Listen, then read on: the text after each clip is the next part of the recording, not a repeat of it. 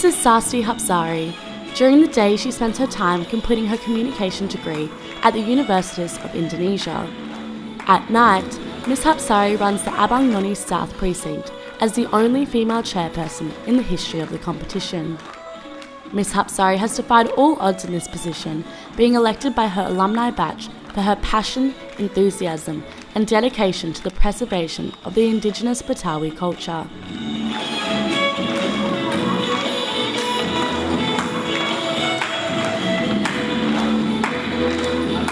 Abang None competition is the annual competition that held by the government of DKI Jakarta province, searching the tourism ambassadors of Jakarta, and also to have a duty to promote tourism of Jakarta and preserve the Betawi's culture. Sasti Hapsari Nurdiana, Jakarta Selatan. The finalists undertake rigorous training in the lead up to the competition, with the judges assessing 3 categories, including behaviour, brains, and beauty.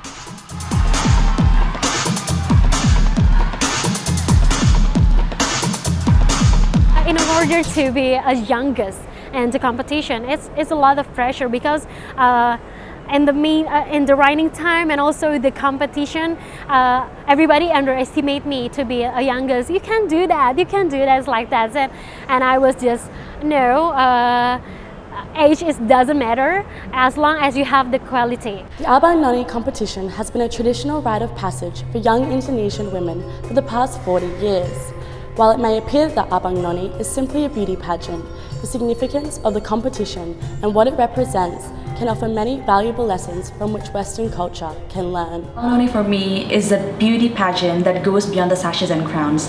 So what makes it very different is, apart from it is also a search for the Jakarta's tourism ambassador, we also see the 3 B's in order that is pretty different to what the classic beauty pageants usually have.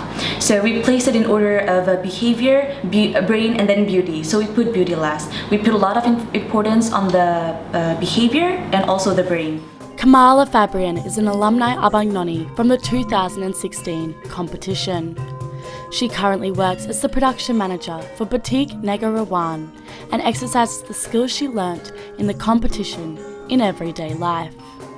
She believes the Abang None is a unique experience that unites the diverse youth of Indonesia. So what we do, usually beauty pageants are exclusive to only one gender, but we put the men and the women together, we pair them up, and also for the women, we can, there are a lot of women who wear the hijab and there are women who don't, so it's pretty inclusive for everyone. And when we emphasize on the brain, it actually matters a lot because a lot of our finalists are high achieving students, and the rest also have jobs. Most of them are doctors, lawyers, bankers, so they have a settled job, and they also contribute to the community.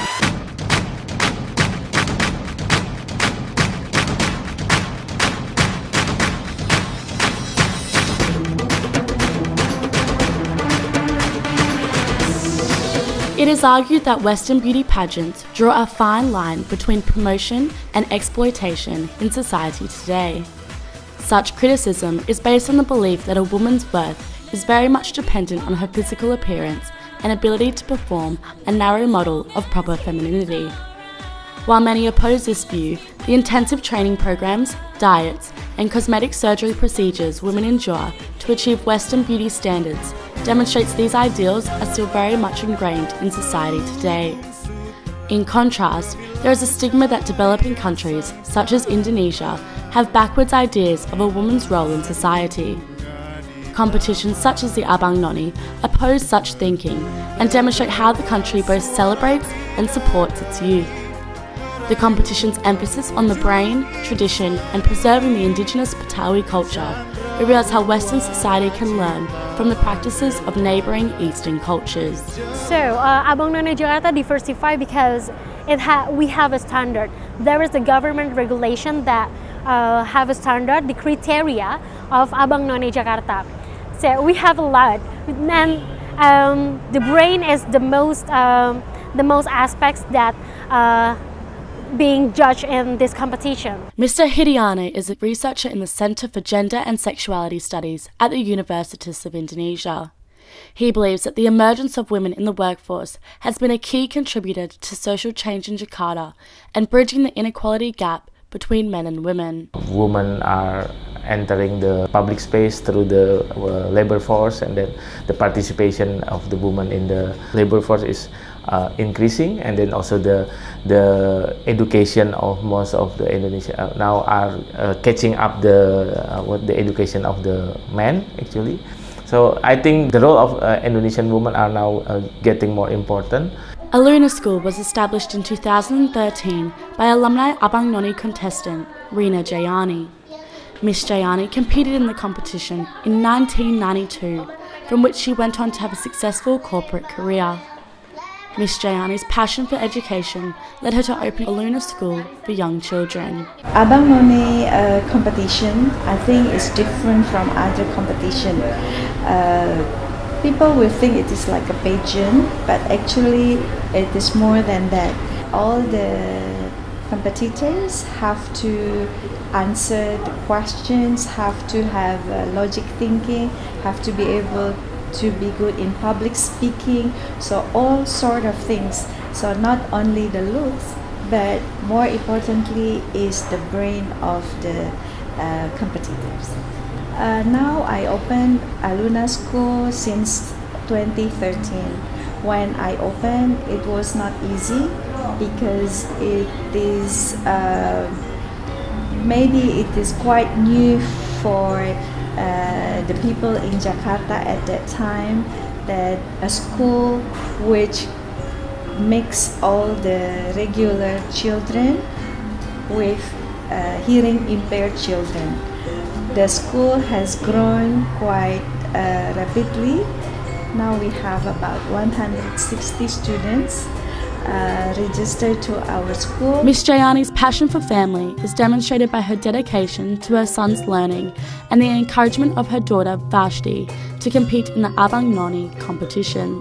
My mom is such an inspiration, and for me to be able to follow her footsteps in this regard, Abang None Jakarta Selatan is like continuing her legacy, and as the only daughter, it's something that I'm very proud to do.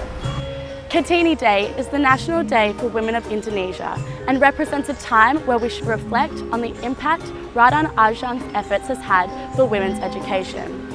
It is here at the university where this action is taking effect, and it is these women that are going into the world with the knowledge and understanding that they are just as smart and capable as their male counterparts.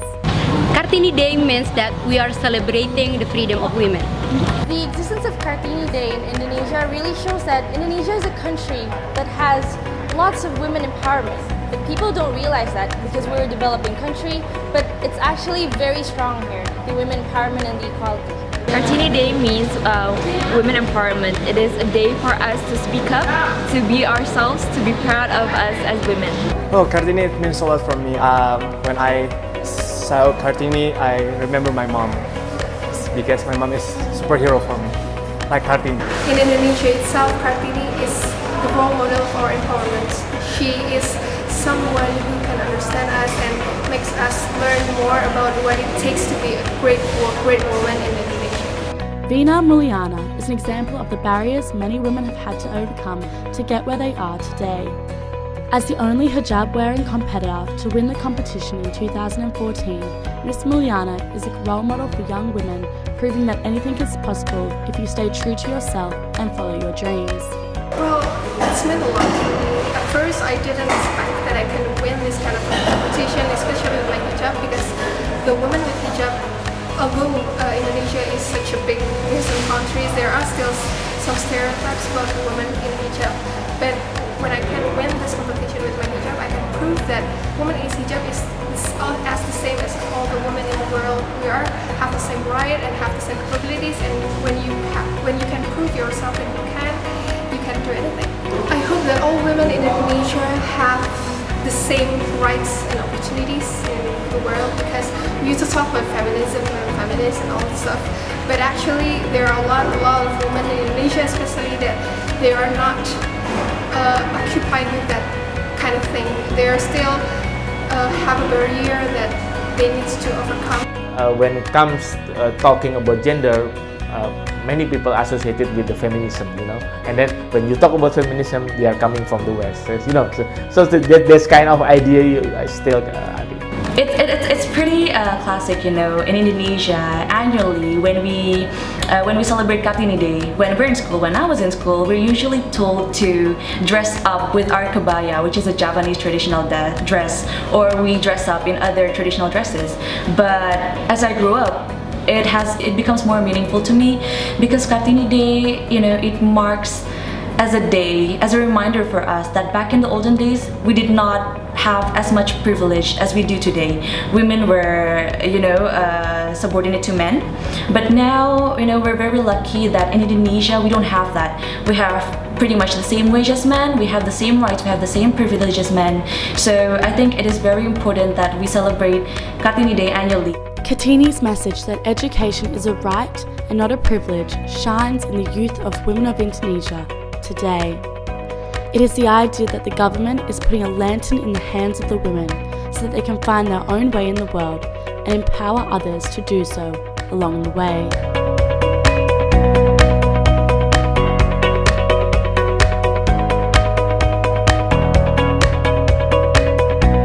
So I would like to